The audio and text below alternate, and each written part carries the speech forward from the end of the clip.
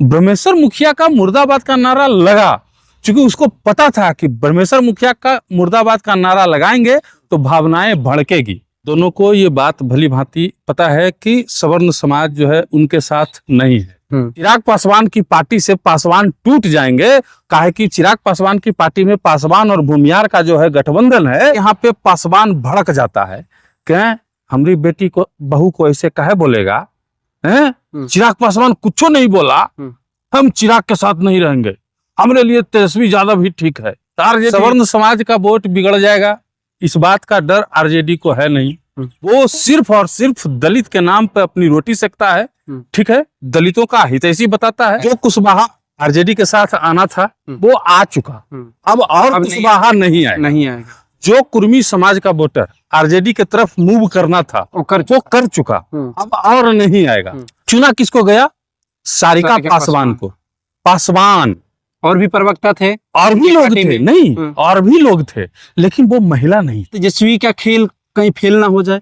क्या लगता है कि चिराग पासवान से टूट के पासवान जाति आरजेडी के साथ? वही बिहार में कुछ दिनों से लगातार जातीय समीकरण को साधने के लिए लगातार एक नया विवाद देखने को मिल रहा है। वो विवाद क्यों और कैसे हुआ वो भी बताएंगे, लेकिन उससे पहले जानकारी लेंगे कि आखिर ये जातिवादी समीकरण जो हो रहा है क्यों हो रहा है, क्या साजिश के तौर पे हो रहा है। आपको बता दें कि राष्ट्रीय जनता दल के प्रदेश प्रवक्ता सारिका पासवान ने भूमिहार समाज जिसको आदर्श मानते हैं उनको मुर्दाबाद कह दी। उसके बाद भूमिहार समाज कहाँ चुप रहने वाला है।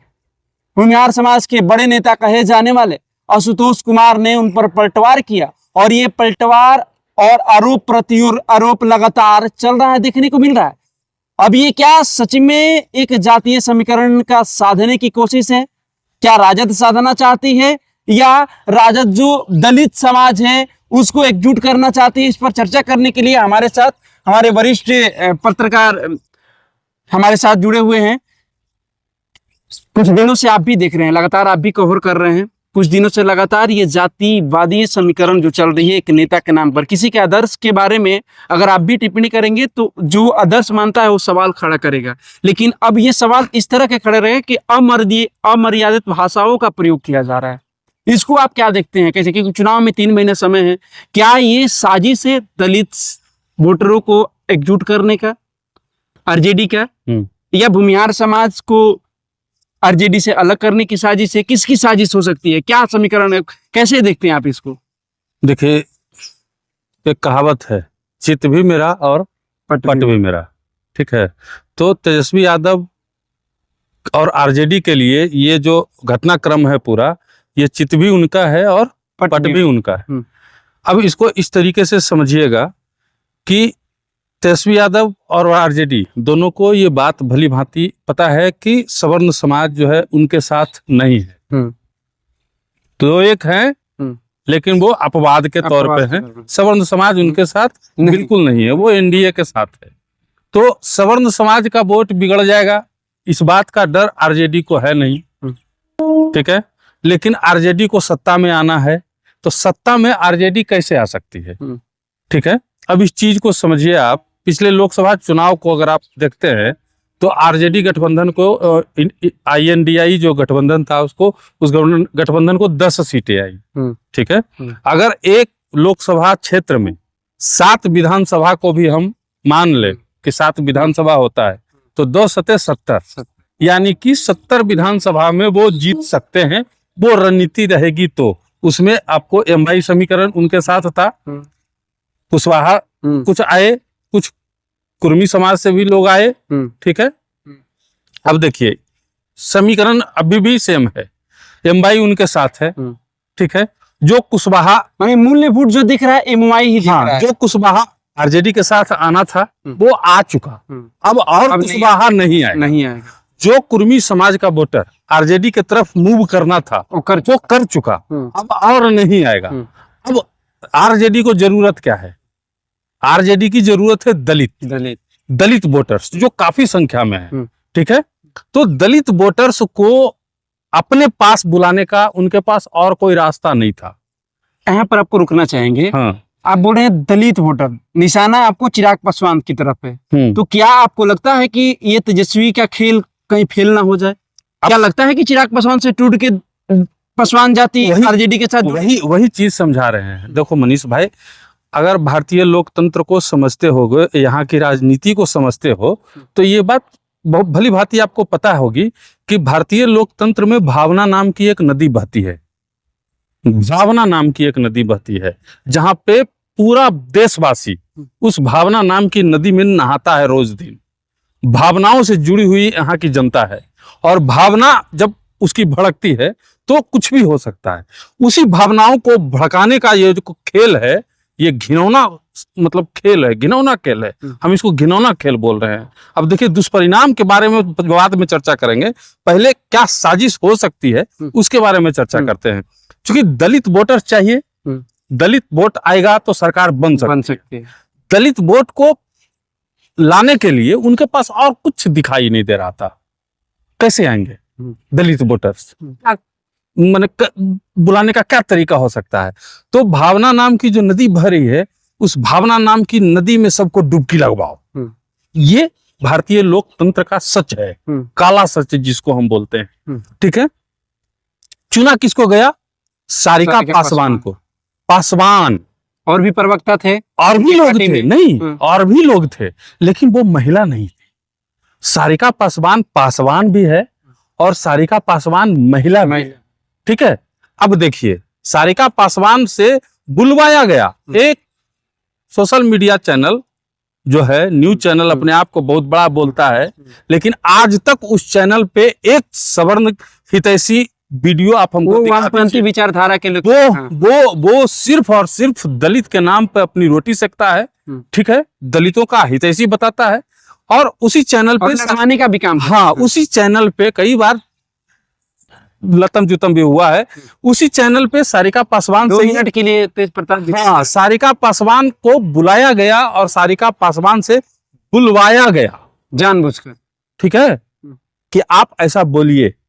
ये सोची समझी साजिश, ये साजिश, ये गेम क्या तेजस्वी यादव के नेतृत्व में हुआ या ये उस पत्रकार के, यूट्यूबर के? अब तेजस्वी यादव अलग हैं, वो पत्रकार अलग हैं, सारिका पासवान अलग हैं। ये पूरा जनता को पता है, हमको और आपको भी पता है।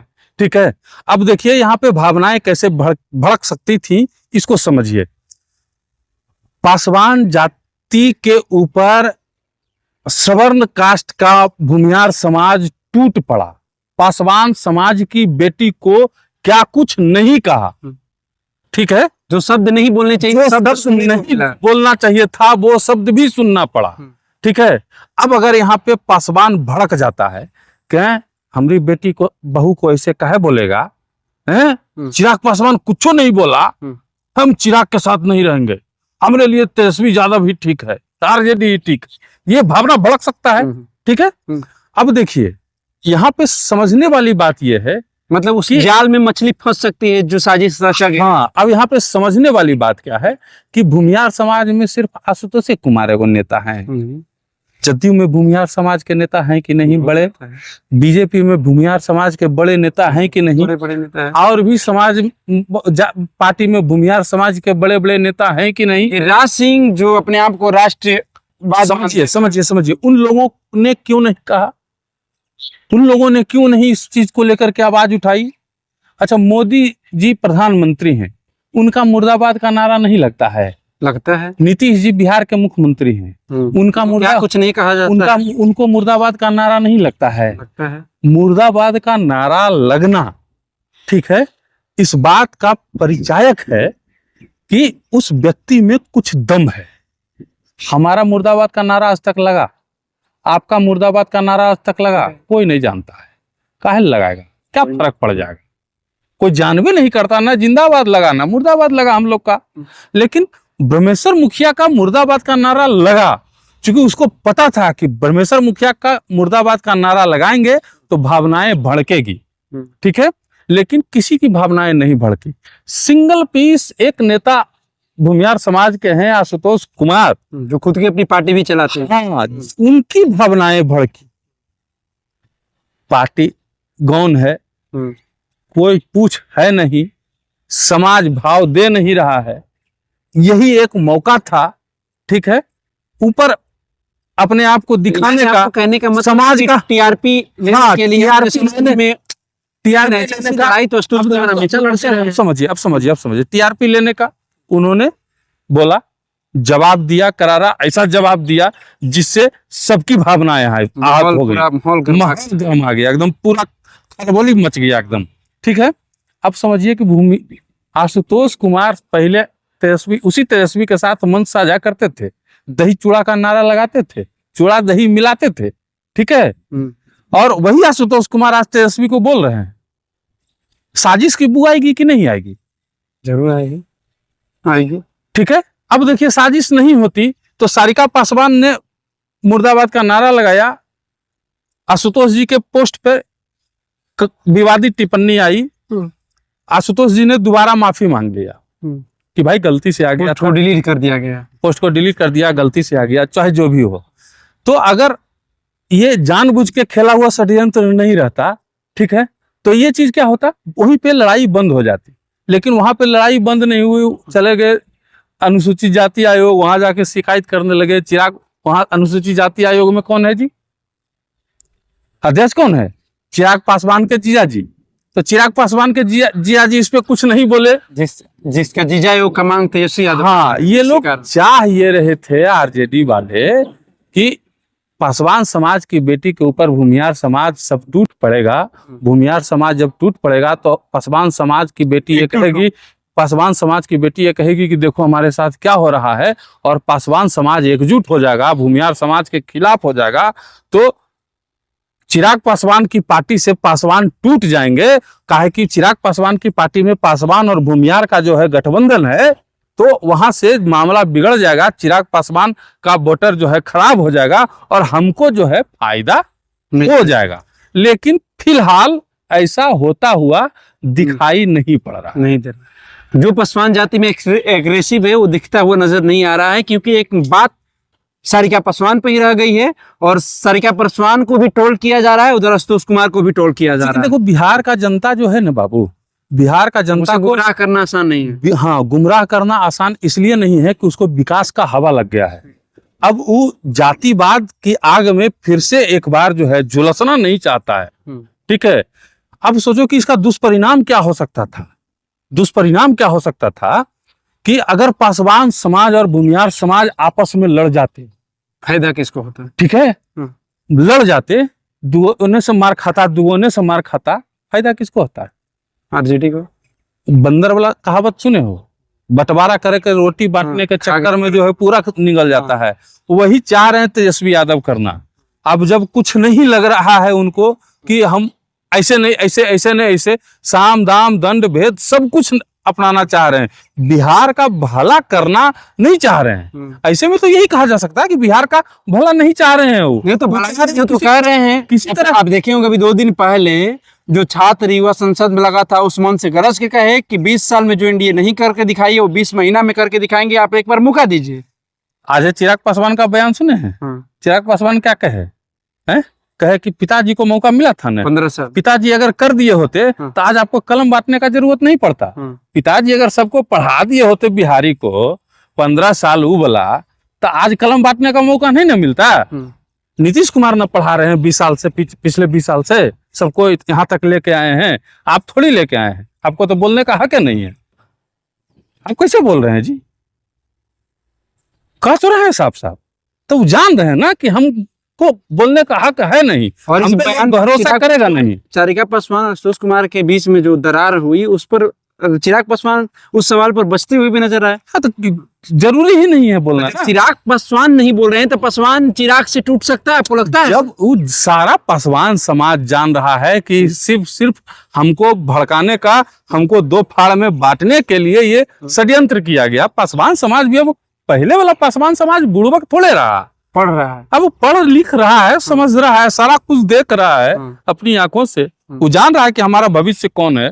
मतलब कहीं ना कहीं इशारा कर रहा है कि अब दलित को दलित ना समझे, दलित अब शिक्षित होने जा रहा है, हो रहा है, हो गया, हाँ हो गया। अब उस दलित में न तो लिए जो हो गया, वो आपका नहीं सुनेगा। इज्जत दीजिएगा तो आपका सुनेगा, ज्यादा टेढ़ियाइएगा तो टेढ़िया देगा। कहा सुनेगा आपका? तो समझिए, इस समीकरण को आपको समझाने का प्रयास किए। आप लोगों को क्या लगता है जो निशिकांत जी कह रहे हैं ये बात कितना सही हो सकता है? क्योंकि ये भी एक अपने अंदर से जो सब चीज टोल बटोल को सब सामने लाए कि ये जानबूझकर साजिश के तौर पर इस तरह का करवाया गया। साजिश के तौर पर कहने का वजह भी है क्योंकि एक तरफ से वार एक महिला से करवाया जाता है, वो भी दलित महिला से करवाया जाता है, वो भी किस पर? जो भूमिहार समाज के आदर्श माने जाते हैं। और उधर से भूमिहार समाज के कौन नेता बोलता है? जो खुद की एक पार्टी बना रखे हैं। बोलने को तो भूमिहार समाज के नेता बीजेपी में भी है, जेडीयू में भी है, जिसकी सरकार चल रही है। उधर से कोई भी बयान सामने नहीं आया। अब तेजस्वी यादव इस गेम में कितना सक्सेस होंगे ये तो देखना दिलचस्प होगा। लेकिन जिस तरह से तेजस्वी यादव के अगर साजिश में इस तरह का षड्यंत्र रचा गया तो फिर वो तो नाकाम दिखता हुआ नजर आ रहा है। बिल्कुल नाकाम होगा। बिहार का जनता एकदम पूरा तरह से समझदार है, उसको विकास का हवा लगा हुआ है। वही सब साजिश उजिश में फंसेगा नहीं। उसको ये बताइए कि क्या विकास आप करिएगा, क्या आपके पास विकास का विजन है। ये सब मत बताइए उसको कि वो जाति मार रहा है, वो जाति काट रहा है, वो जाति ही कर अब तो रहा ये देखना होगा कि करके सिर्फ आप अपना भला सोच सकते हैं, उससे बिहार का भला नहीं होगा। बस 3 महीने का समय बचा हुआ है। अब जनता किस पर मुहर लगाएगी, किसको उस रथ पर फिर बैठाएगी, ये तो देखना दिलचस्प होगा क्योंकि 3 महीना का ही समय बचा है। जनता विकास के साथ जाएगी, वो आप कीजिए या हम करें। जो विकास करेगा उसके साथ जनता जाएगी। अब जनता गुमराह होने वाली नहीं है। और जो दलित को दलित समझ रहे हैं अब ये भूल को खत्म कर दें क्योंकि दलित अब शिक्षित हो गया है। दलित पहले वाला दलित नहीं रह गया कि जिसे गुमराह करके आप चन्ना बांट के, कुछ भी बांट के, नाम नहीं लेंगे क्योंकि बिहार में बंदी है, अब वोट ले सकते हैं। अब मुर्गा खिलाकर आप वोट नहीं ले सकते हैं।